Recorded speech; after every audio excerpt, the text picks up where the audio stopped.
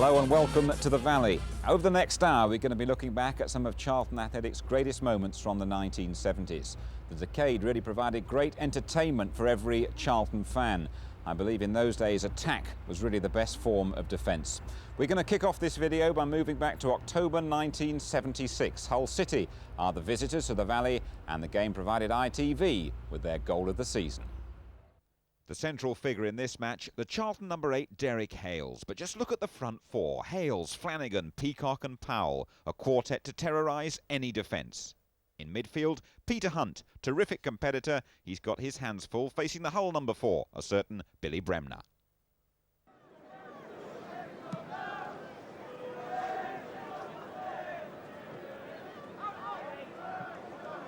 Hunt to Curtis.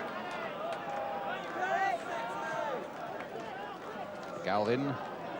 I think we should see him performing much more in the middle of the field than down the left flank in his number 11 shirt. Bowman cutting that out. A little bit of aggression there, sending Colin Powell on his way for Charlton. Flanagan making a well-timed run. Oh my goodness, almost a goal and really a beautiful run by Flanagan. That cross came floating in. Flanagan on the far side of the defence, but wide of the post.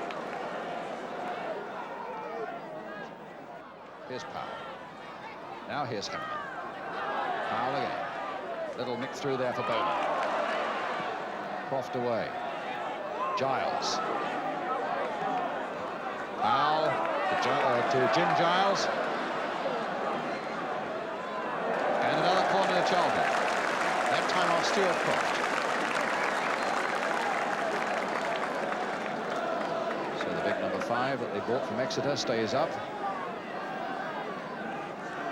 Colin Powell takes another corner for Charlton. Again, floated in there. A few headers there, and Hales!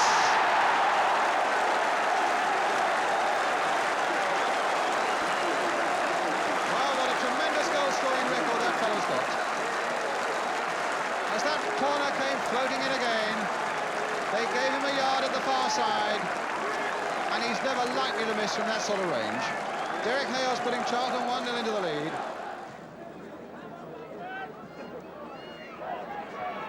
Galvin. Bowman doing well to stick with him.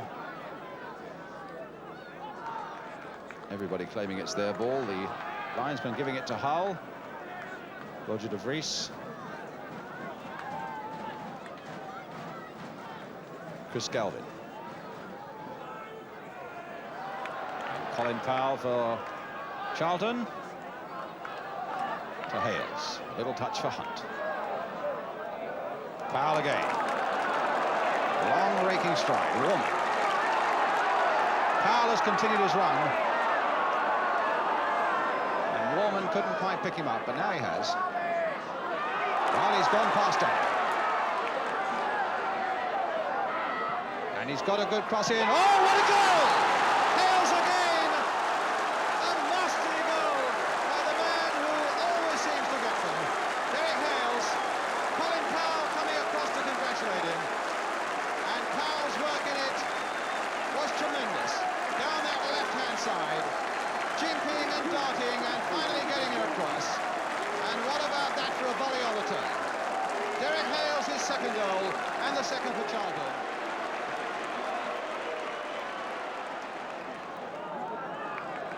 Peacock finding this man, Powell again.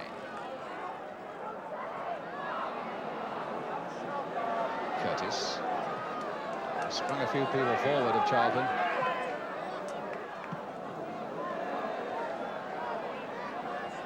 Bowman. Curtis towards Flanagan. Hales is there. Now it's Flanagan again. Gone past Croft. And Nisbet had to knock that one away for another Charlton corner.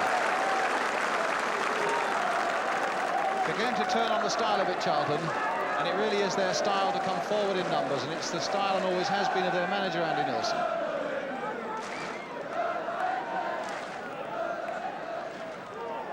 Change the corner technique this time as Flanagan takes it. Instead of Colin Powell dinking it towards the near post, and the number 2, Les Berry. It's Flanagan curling in swingers. It's a better looking one. Berry, in fact, got the header in there. Warman had it kicked off the line by Croft. And Hull were all over the place. The header came in. Berry did well. And Warman almost forced it over the line. Warman with a throw. Very nearly scored a 3rd goal. Here's Hales, who's got 2 already. Berry almost got in there with a shot. Bremner going in hard. Hales coming in again. It's really all hands to the pumps in that Hull City defence at the moment. They're being put under pressure now with Powell. Dinking another one in towards Derek Hales. And a corner, surely. Yes, on the far side to Charlton Athletic. Paul Haig having plenty to say for himself. Cross with a certain amount of the slack marking in the Hull City defence.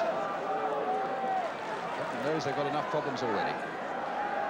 Powell and Peacock there, and it's Powell who takes the corner. Backward header there, and Berry forced it almost over the line. A good save that time by Wheels. Again, they're pushing all their defenders up, and as that one came in, the number 2, Les Berry, almost forced it over the line.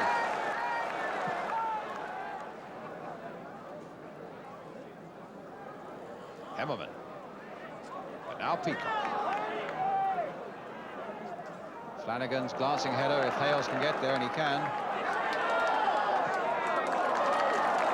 Well, that was very nearly an excellent ball. Unfortunately for him, it fell for De Vries. Galvin. Nisbet. Now Daniel as we come to injury time at the end of the first half. Sunley. And now Hawley. Fair little chip in there towards Galvin. Well, are they going to get something? Yes, they have, right on half-time. Hull have pulled one back through Chris Galvin. And really, there seemed to be no danger when that ball came floating in, and there'll be an inquest in that Charlton defence as to how it was that Galvin could have room on that far post.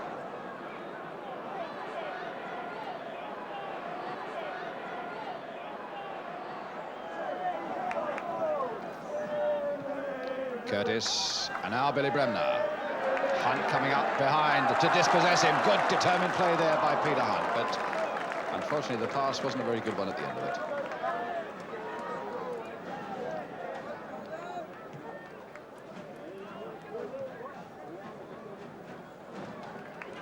Hemmerman putting it to Galvin.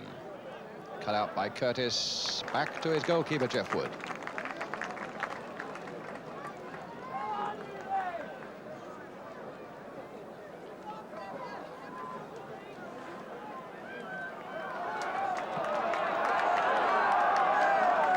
Getting a little restless. Very scrappy first 11 minutes of the second half, but a great ball there from Bob Curtis. If Mike Flanagan can get onto it, and he might yet. Oh, and a good save there by Wheeland. Oh, and just pushed wide by Derek Hales. Well, Charlton nearly made something out of nothing there, but what a great ball from Bob Curtis. Flanagan was onto it, he slipped, he picked himself up, he brought out a good save from Wheelands.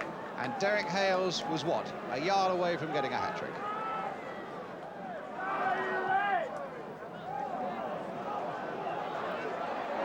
Well, Bowman went in there and could have injured himself badly, and he took the risk. And in fact, he got nothing out of it as Roger De Vries brings it up now and finds Billy Bremner for Hull. Bremner giving it away. Now Bowman. Bremner after him. Oh, quite a collision there between Bowman and Bremner. Hunt, beautiful ball. Warman. Good strong challenge by Hawley and a bit of shirt pulling, and in fact the whistle had gone for the foul in the first place apparently by Hawley on Warman.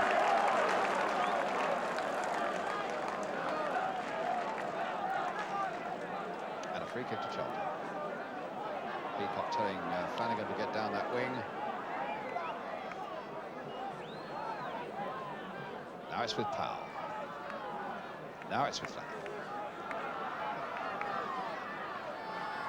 Got his cross in well. Hales with a header. Oh, they very nearly gave away something there. Flanagan's little cross. Hales given room inside the area again. Got down on his knees to head it. And it could so easily have been turned into goal by a Hull defender.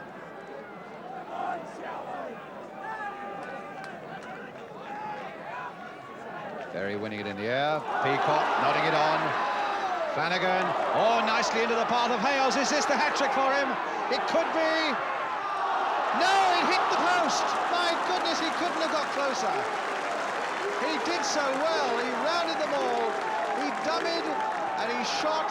The goalkeeper saved it, pushed against the post, and Hales denied again. Hunt being hustled into that error by Billy Bremner. Hull still only this one goal down. Oh, and they could so easily have been level there, as Galvin's shot was only held at the second attempt by Jeff Wood, and Hemmerman was very nearly in to prod the loose ball into the net. Staniforth. Crowd are howling for Charlton to get the ball away from the danger area as Daniel plants it in there again. Here's Hawley. Daniel again. Nisbet. Taken nicely by Flanagan, but only at the expense of a corner. And for this, they brought up their big number 5. Stuart Croft coming up. Galvin's going to take it. Played short to Daniel. Nice cross again. Oh, and it went against the crossbar. Across against the crossbar there from Hemmerman. Floated in very nicely indeed by Galvin. And Hull really have had no luck in this last 5 minutes. Hales, beautifully timed run again. Really stretching those legs. Brought down free kick.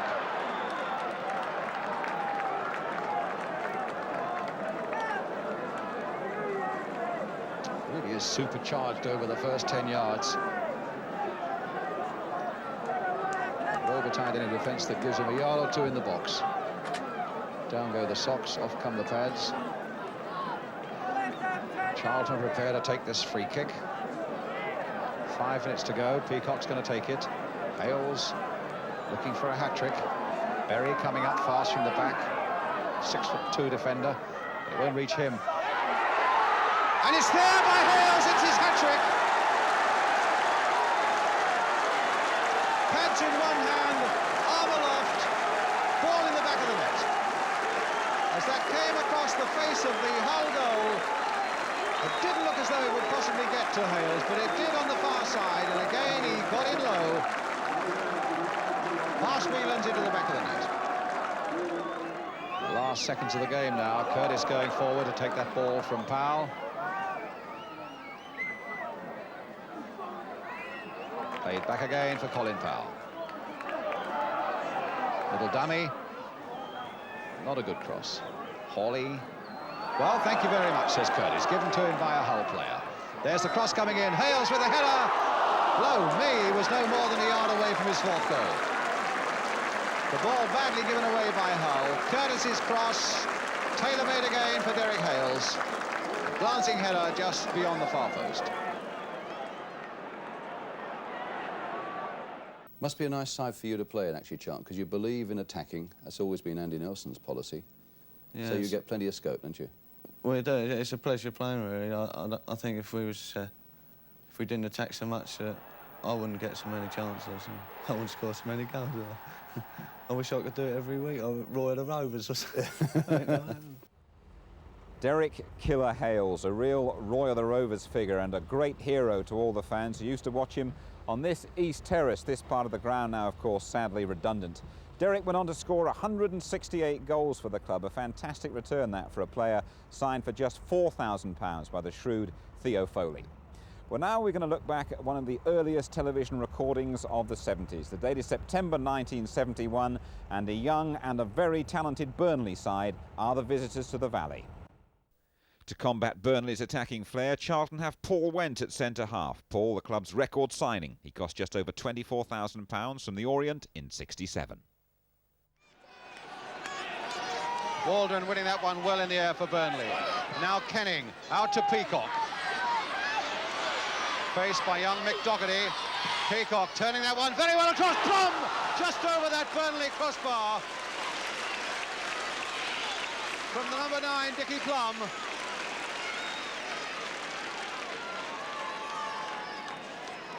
Got in very well from a good cross by Peacock. Kenning again. And sending Peacock away this time. What a good run there by Peacock. Across that goal. And Plum, and he should have made more of that. And he really should have made more of that. A very good run indeed there by Peacock. And now Cyril Davis. And finally Reeves to get that one away.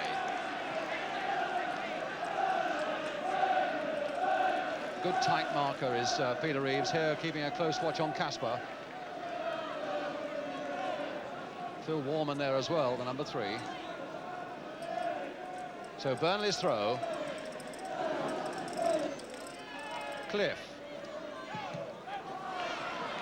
Plum to go for this one, for the deflection. Still with Dickie Plum. Cyril Davis. And Tracy right there in the middle, nodding that back for Plum to try and hammer one. Oh, and what a tremendous save there by Mellor. Caught beautifully by Plum, but played back to this number 9, superbly by Ray Tracy. What a beautiful move by Charlton, exploding almost into a magnificent goal, but for the save by this man Mellor.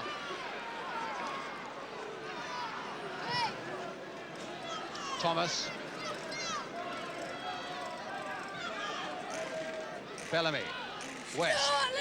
Bellamy again. Played wide this time for Thomas. Nice little dummy on Davis. And Thomas going on and causing Bellotti to get across that goal to pull it down. Doherty nodding it into touch.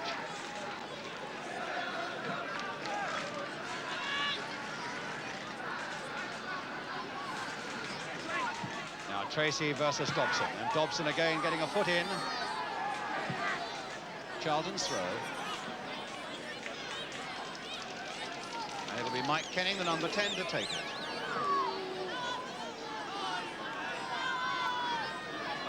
Back to Warman. Good cross there by Warman, and Mellor in fact lost it, and Plum just putting that wide, no more than a fraction. And there must be a question mark, I would have thought, against the goalkeeper there. Mellor, who came but didn't get it. But a very good cross indeed by Warman. And now Doherty. Casper.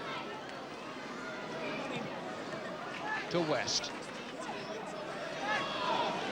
Still West with a good shot. Tipped away, though, by Bellotti.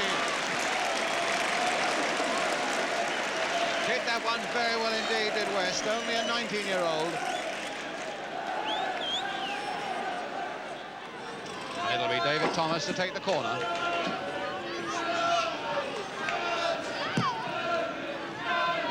And Bellotti pushing that one away as far as Kenning. Kenning now on to Peacock. Plum. Tracy. Kenning. Tracy to go for this one, to nod it on. And a chance there for Davis! No, it's not given. Offside given against Cyril Davis.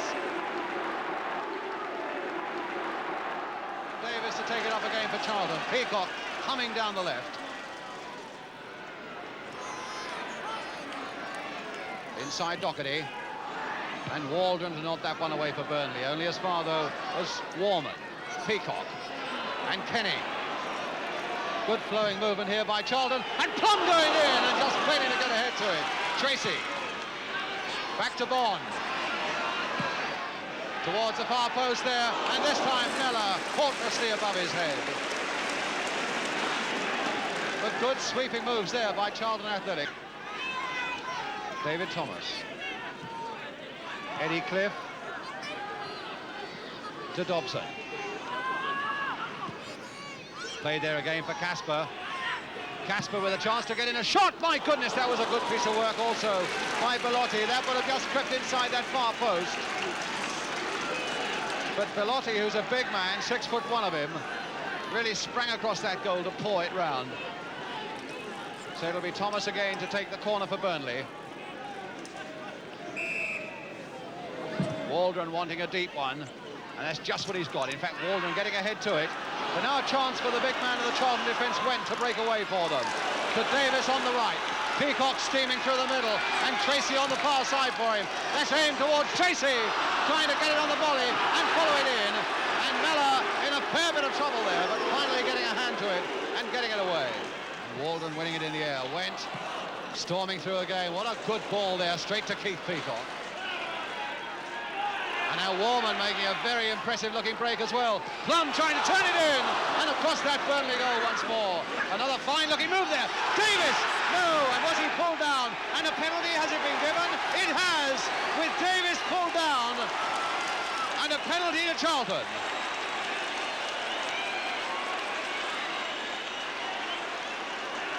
Well, it's Ray Tracy's responsibility now. Or is it going to be Paul Went? No, it's going to be Paul Went, the skipper on number 5. Looking now to do a skipper's job. And here he comes to take it. And he's got it! So Paul Went puts Charlton ahead with 16 minutes of the second half gone from the penalty spot.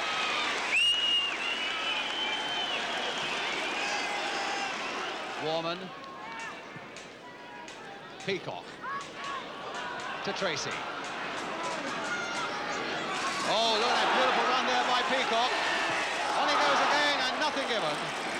Oh, but now Tracy. And Miller saving that one, and again that Burnley defence all over the place as they tried to consolidate after the break by Peacock. Plum played nicely there for Davis. Davis in turn to Tracy, and Peacock going down the left for him. Curtis coming through into it once more. Trying to hit one, and my goodness, nearly catching Miller out. Miller was a couple of yards off his line and flinging himself backwards to push that one over. He did well, and a fine shot too by Bob Curtis.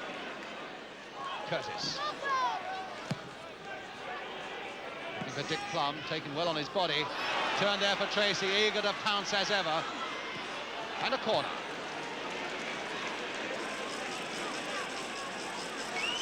So now 10 more minutes for Charlton to hang on to their penalty lead and win for themselves 2 very valuable points. Shipley right up there again. Number 9 is Plum. And again, it'll be Dennis Bond to take the corner. Throwed it towards the near post. Tracy to turn it in, and Peacock, who finally turned it in for the second one. Well, it was certainly Tracy who got ahead to it, but I think it might well have been Peacock who finally turned it over. But coming from that good little corner there from Dennis Bond. Referee Ken Burns looking hard at that watch now as Bond takes the throw. Kenning forward for Davis, and he's got Peacock and Plum in the middle. Calling for an accurate cross, and Peacock with his head, and a fine save again by Miller.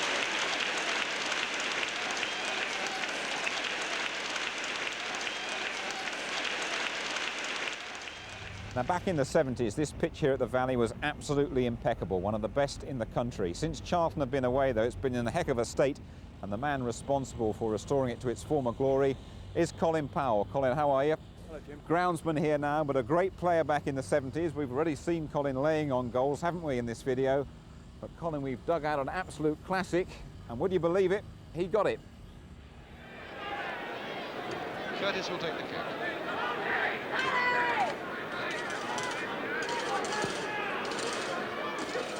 Jeffries. Now Powell. Oh, what a good shot! Oh, and what a goal by Colin Powell. Tremendous goal for Charlton Athletic.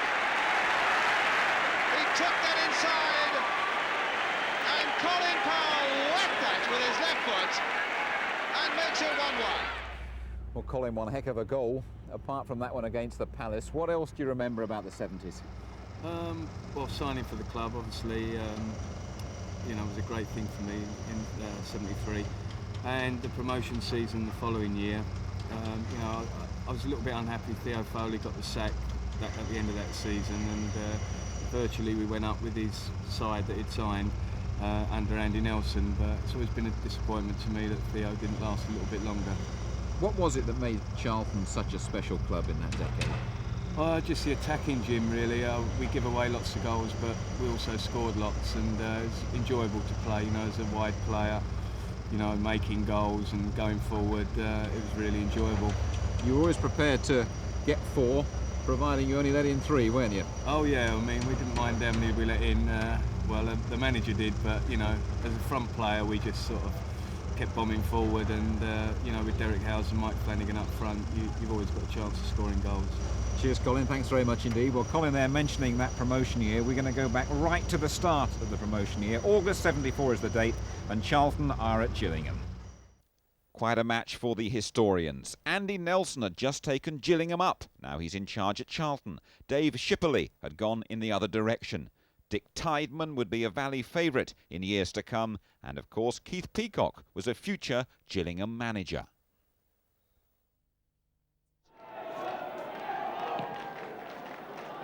Very blustery conditions here, but both sides with managers who like to see a bit of attacking football.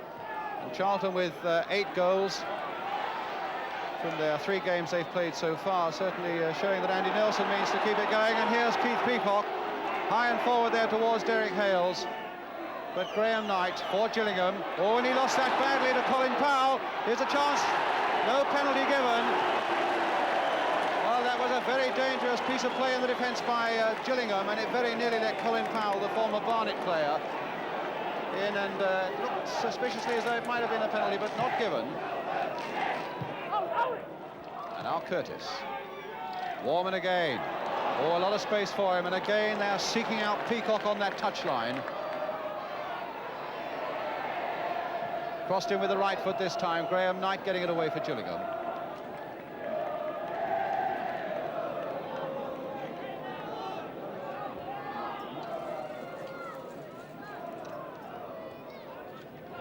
Warman's throw to Keith Peacock, chipped in once more. Powell is there reacting before anybody, but quite gently into the arms of goalkeeper Hilliard.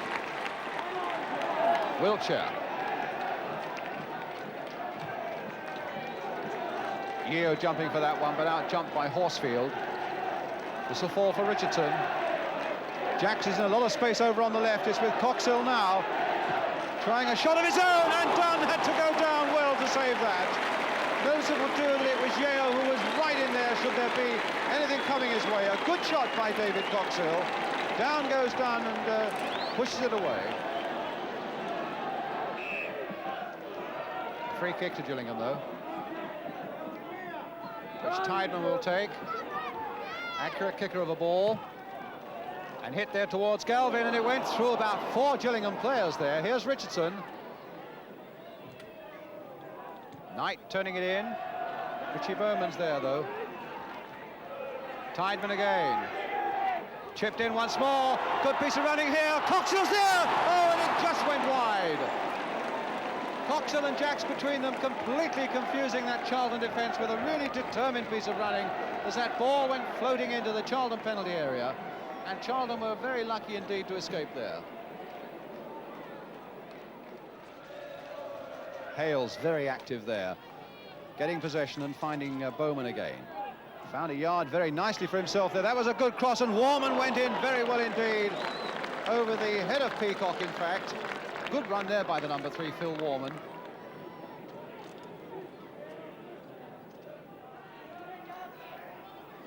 O'Donnell will take the free kick. Charlton have got nearly everybody back. They've got 10 men back, in fact. Shipley in there with a header, and Yeo! No, he's given offside. He's given offside. Yeo, who snaps off on chances like that so quickly and so well, that time was just a little too quick. And the goal disallowed. Lovely header by Shipley. Yeo offside. Now Dick Tideman. Jacks again on the far side there, trying to get in and forcing Curtis once more to give away that corner. Good run again by George Jacks on the blind side of that Charlton defence.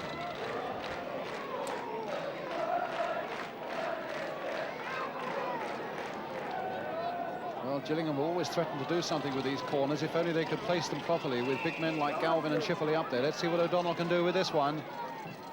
That's a good-looking corner once again, and Shipley again is in there with a header. Damien Richardson almost got in with his, and Tideman couldn't get in with his shot. Played off now for Peacock, and this could be a dangerous break. A beautiful pass by Peacock there for Powell, and Gillingham need to come back quickly. A little chip over his head, and he hit the crossbar. Peacock with the header, and that's the goal. Keith Peacock has scored. A breakaway with 3 minutes left. From one end of the field to the other, deep in defence. But what a beautiful goal it was. As it came through, Powell made ground, and then that careful little chip, but it went against the crossbar, and Peacock was there with a torpedo-like header to put Charlton into the lead. Now it's the spring of 1975. Charlton are in the final promotion straight. Teenage keeper Graham Tutt makes 30 appearances in this great season. Cruelly, his career is terminated by an eye injury before his 20th birthday. We're going to join this one in the second half. It's Horsfield, played for Keith Peacock. Peacock did very well indeed. Oh, he plays so well there. Flanagan, oh, and a good save by Webster. Peacock did so well there, and it was a ball played in well there for the number 7, Mike Flanagan. And Webster did well to keep it out.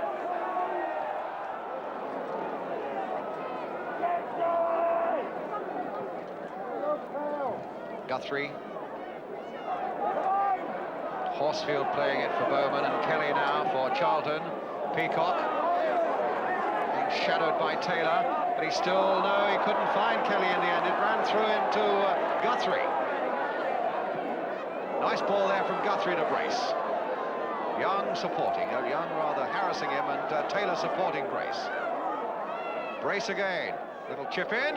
Oh, and that could have caused a bit of trouble. Tutt seemed to be a little slow coming to that, expecting another defender to do the work for him. Forward to Brace. Now it's with Tony Taylor. Little played on very nicely and accurately there for Ford. And Young getting that one away for Charlton, but only as far as Alan Little, and here's Steve Dyer. Brisley's there, Brace was almost there too, and now Peacock. Well, that could have been a dangerous moment for Charlton. Now they've got the chance to break out themselves as the ball is played by Bowman for Hales. Charlton's throw.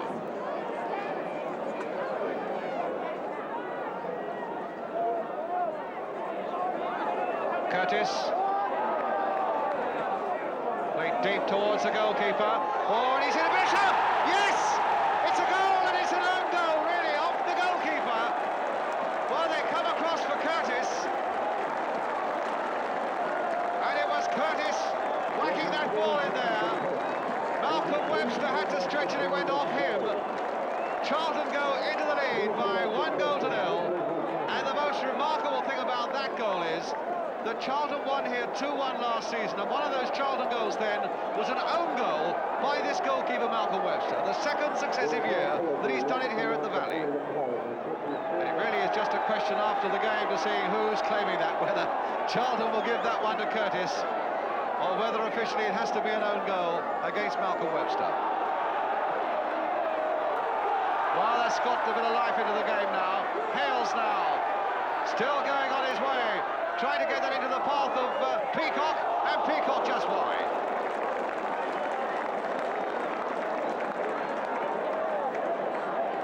Well, we came pretty close there to getting 2 goals in the space of a couple of minutes.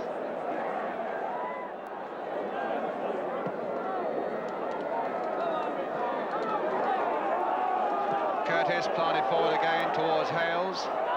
Peacock galloping up to try and get possession, and does, with a chance to cross it, and it's gone. No, not for a corner, but Moody gets it away only as far as Peter Hunt.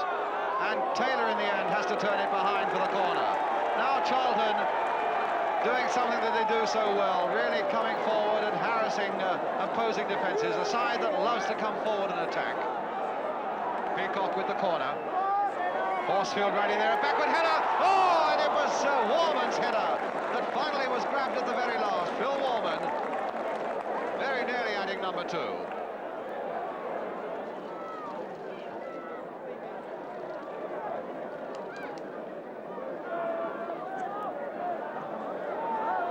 Now Guthrie. Very Nearly got that across. He does look a player with a lot of class about him, Guthrie.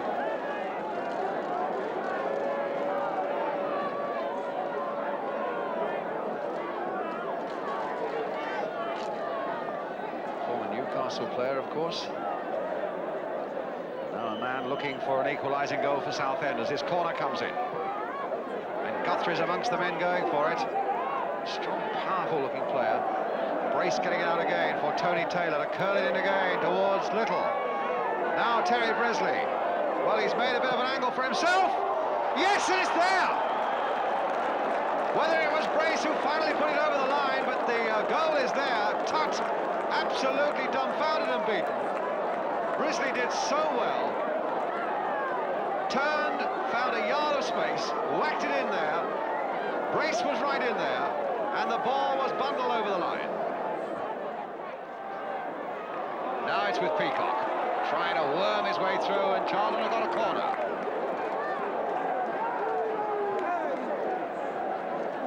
Well, quite a little tangle there to be sorted out. Keith Peacock, no good to his right knee, I fancy. But a corner for Charlton, Mike Flanagan with it.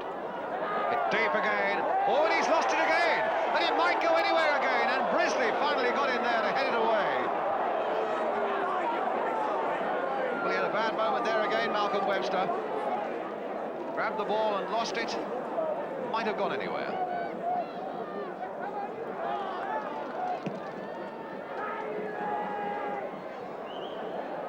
Free kick to Charlton. By Mackenzie on the number 8, Derek Hales. So Curtis will take it. I wonder if he'll hit another deep one towards Malcolm Webster to put him under pressure. I would think that's a pretty fair bet, which is exactly what he's done. And Horsfield is in there. There's the header by Horsfield, and Webster that time got down well.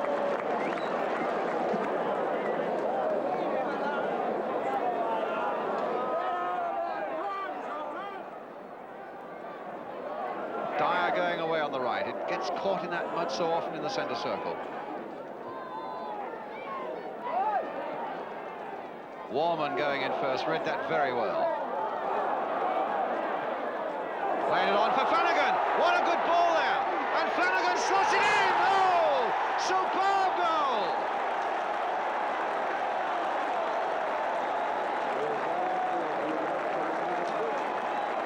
What a superb ball by Warman, though. Beautifully into the path of the number 7, Mike Flanagan. And Flanagan kept his head well and slotted it carefully past Webster. 2-1 to Charlton. Flanagan forward for Kelly, and another throw for Charlton, beginning to take over this game now. Just under a quarter of an hour ago.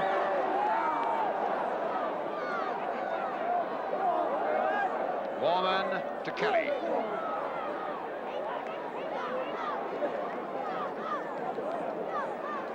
Bresley trying to turn it inside, but it's Richie Bowman for Charlton. Have a struggle getting this one over, I think, though. Oh, what a beautiful little bit of play, though, by Bowman. And finally, it was Dyer who had to go in there and retrieve the situation, and Bowman carrying on again. And that's a good cross towards Hales. Oh, and it's just wide.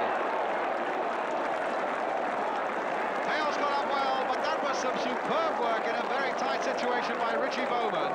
Got that crossover beautifully, and Hales just headed it wide. So Charlton promoted in 1975, a great season that for all the fans here at the Covered End. That side really a tribute to the vision of Theo Foley and to the management of Andy Nelson. We'll now stand by for an absolute thriller. The date is November 1978 and the film cameras are at Eastfield to see an absolute epic. We've got brief highlights. The match, Bristol Rovers and Charlton. Charlton playing in the yellow and they get off to a great start. Dick Tideman's lob. Dick Tideman unfortunately had to go off injured shortly after that, but Charlton are 1-up. Now in those days, Rovers had Paul Randall, known as the sharpest shooter in the West, and Charlton gave him far too much room. Randall with one bite and then a second for the equaliser.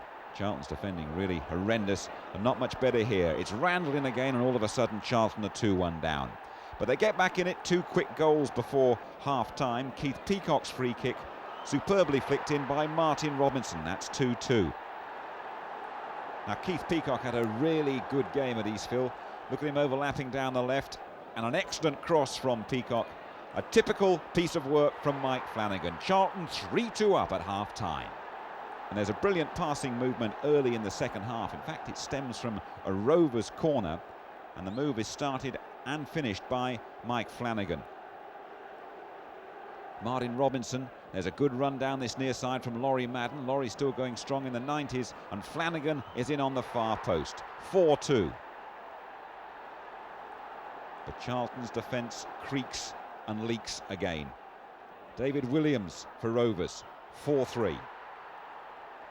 Good solo run here though from Martin Robinson, and that's 5-3, and surely an away win on the coupon.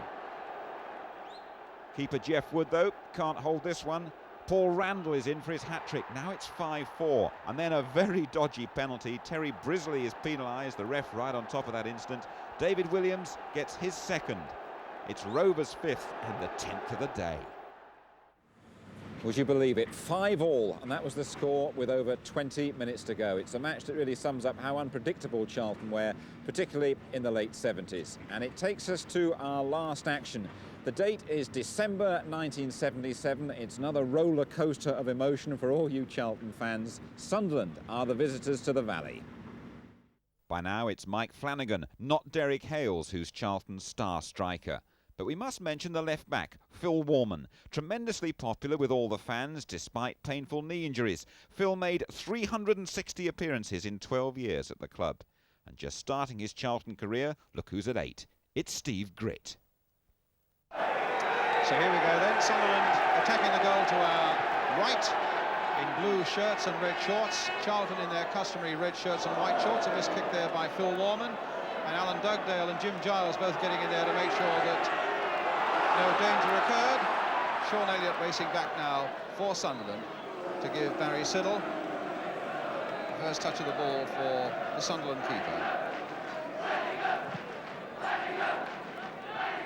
Already the Charlton fans are chanting for Flanagan. At the moment, well, he is a hero down here, and quite as big a hero as Derek Hales was in his goal-scoring days. A free kick, though, for Sunderland.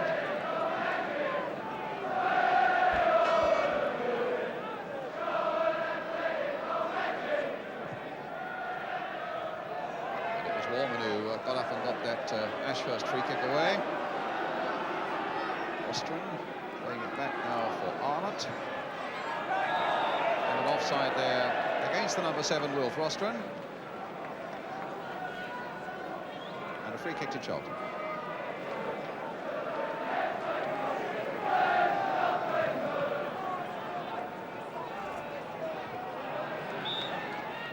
Free kick to Charlton. Foul on Flanagan by Elliott. 20 years old, Sean Elliott. And Colin Powell and Keith Peacock between them deciding where this free kick's going to go. Peacock. Little chip in there. Macaulay buries right in there. And Berry there again! And a goal given, and Les Berry has scored it. Well, just under 5 minutes gone, Charlton into the lead, and Les Berry, who scored at Hull last week, it's useful to have defenders who score. My word, he's up and done it again. It was playing around there for long enough. I'm not at all sure that he got it exactly the way he wanted to, but it's in the back of the Sunderland net. Les Berry the scorer. Charlton 1, Sunderland 0. Andy Nelson on the right there with Harry Cripps, the old Millwall stalwart, his assistant manager. Backward header this time for Colin Powell. Will it run for him? No, it won't. Bolton came back to retrieve that situation for Sunderland. I think we've already seen that Flanagan is not only a scorer of goals, he was certainly in a position there to make a chance for Colin Powell. And it was only Bolton's late interception that prevented Powell doing more damage. So a corner for Charlton. Tideman and Powell across there.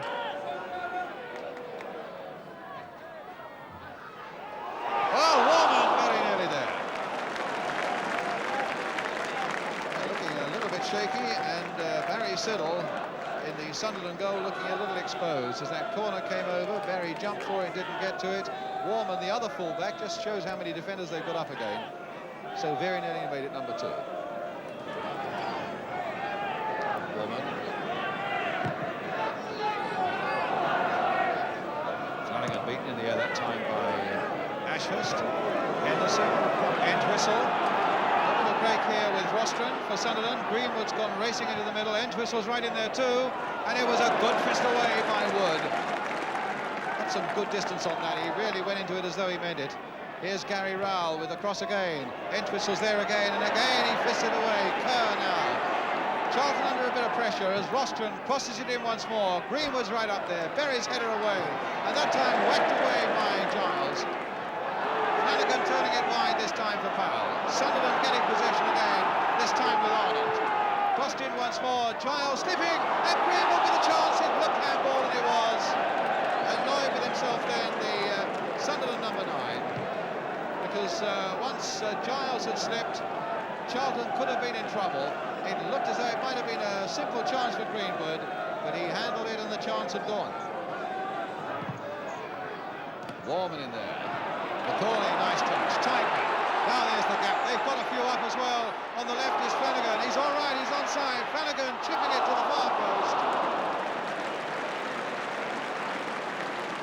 Lovely break, though, by Charlton. With Tighton leading the way, he saw the gap and he went for it. Played the pass there to Flanagan. He could only just have been onside. And whether Flanagan was trying to chip Siddle or whether he was looking for somebody coming up on the far post, really only at this moment he knows. Berry there for Charlton. Kerr. Well, Greenwood has shaken off Berry, but it was the number 10 Peacock again, right back in there to concede the corner.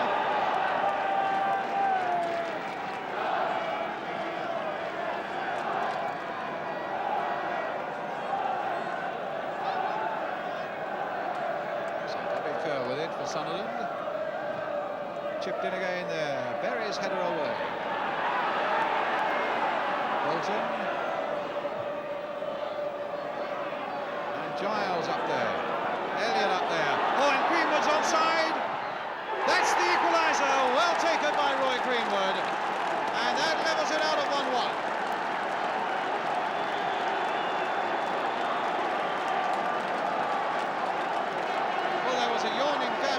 Charlton defence on that side of the penalty area, and when it was played through to Greenwood, who is a good finisher, there really was very little doubt, and he really hammered it past Jeff Wood. Warman.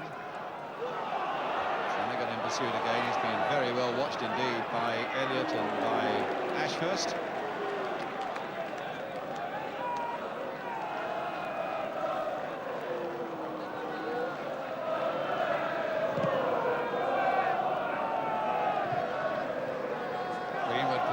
For Arnott.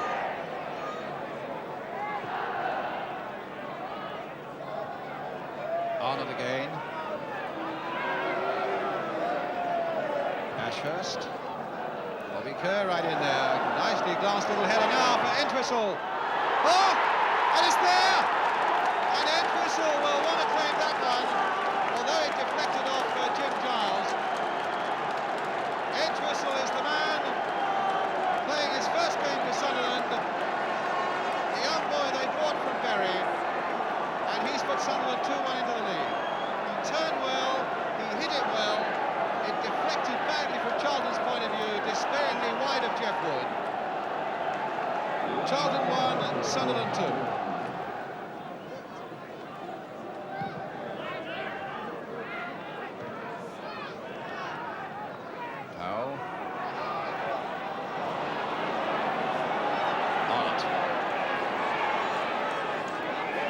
Space over on the right. Here's Henderson. Bobby Kerr outside him now. Still Henderson. That's a good shot. The linesman's got his flag up, and Wayne Entwistle was caught offside. So a great shot there by Henderson. The number 10, Wayne Entwistle, was standing in an offside position. The linesman quickly had his flag up, and the goal won't count. Dugdale. Peacock. Through there for Powell. Brought down by Elliott. Free kick. Elliott claiming he came away with the ball.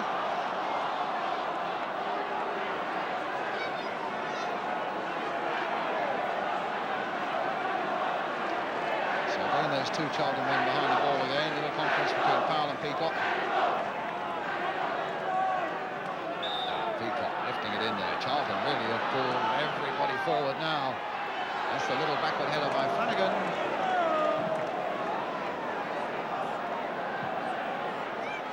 Greenwood v Giles. Good play there by Jim Giles. Kept Greenwood at bay at any rate. But here's Kerr. Berry. Wostrom.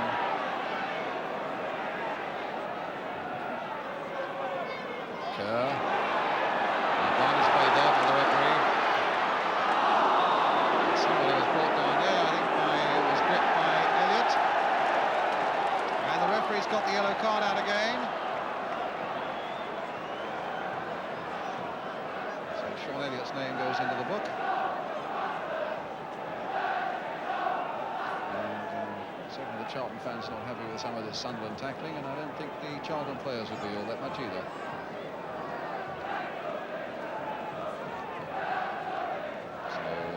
Elliott goes back. Charlton get a free kick. The referee does a little more writing.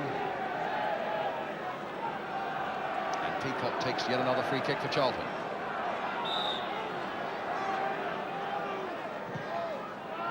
Towards Flanagan. There's his header going in. Oh, it's in and goal!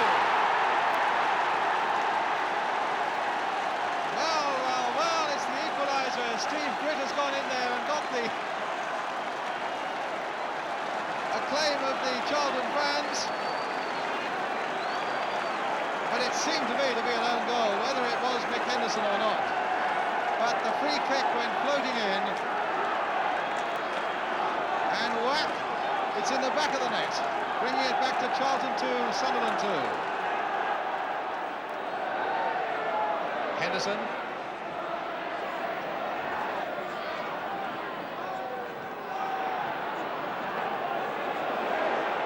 Wood with a safe catch.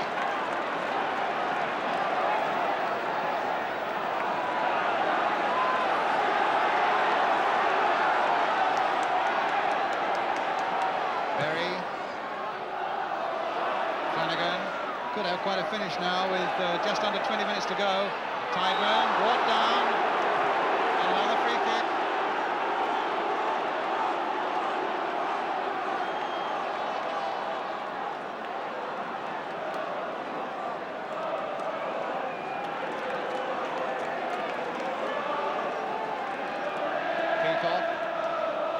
Here's Powell.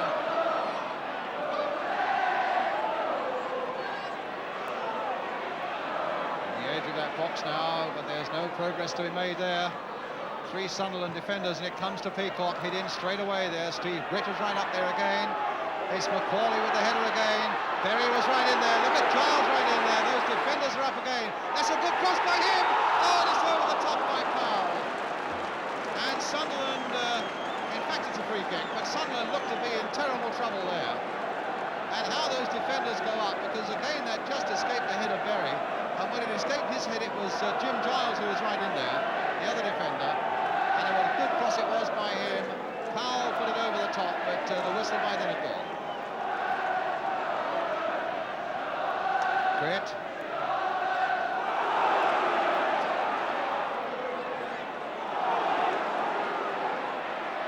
Elliott getting in there, brought him down, played on, and I think Elliott in fact played the ball there, that the referee is having a quick word with him as they're running along there. Charlton, just in this little stage of the game, seem to have Sunderland rattled as that cross comes in again from Warman. Flanagan, just slipping it out for Powell. He tried to chip it in again. Flanagan's right in there. Flanagan's in there, and Flanagan has scored! What an amazing record this man's got. That's 16 for the season for him, 23 last season. And it looked as though he'd have a couple of bites at that cherry. And finally it stumbled right in front of him. And when that sort of chance is presented, Mike Flanagan doesn't fail Charlton. Charlton 3, Sunderland 2. And what a wildly swinging game we've got here. They keep seeing your name on the score sheet, but in fact you, with little flicks and little headers, you make a few chances for other people as well. Yeah, well, I create a lot of stuff, you know, like getting players in. Sometimes I can't get in there to score them myself, but, you know, I like to work hard at the game, and I'm, you know, getting in there for the few. He's a useful man to have around. He's modest on the field, he'll work, he doesn't mind making them, he prefers scoring them, like all good goal scorers. Yeah. He's there, decoy runs, and it's a great help to the side. Yes. I mean, going back to the Derek Hales days, did you miss it when Derek went? I mean, did you have to change in any way, Mike? Well, my position was changed. I moved in off the wing, but I was a little apprehensive at the time, you know, whether I could score goals up there in the same way he got them. And last season I finished with 23 and probably could have had a few more. And I was hoping it wasn't a one-off thing, and started again this year, and there I am at 16 now, and looking great. Actually, Keith has been very kind with the things that he said about you, but I mean, the way he keeps galloping on. Oh yeah, he keeps playing. He'll still about be 47 now, isn't he? Well, I think he's put in for another testimonial. You know, he's been down here a long time, but terrific player to have in the side, because when you've got young fellas in the side, they tend to lose their heads when things start to go wrong. And what Keith does is he tries to settle things down, and like I said, he does very well for us. Yes. You know. Yeah, I mean, it's what, 1962, I think the records say that you signed pro here, Keith. Yes. And over 450 games. My first one against Sunderland, actually. Was it? That's where my family come from, the northeast, so... And I've never been on the winning side against them. It's taken me a long time. Who was in the Charlton side when you first started playing then? To revive a few old members. Yes, we're going back to John Huey, Johnny Sewell, who I think was down here today. Was he? Sam Laurie, Marvin Hinton, Mike Bailey. Some really good players.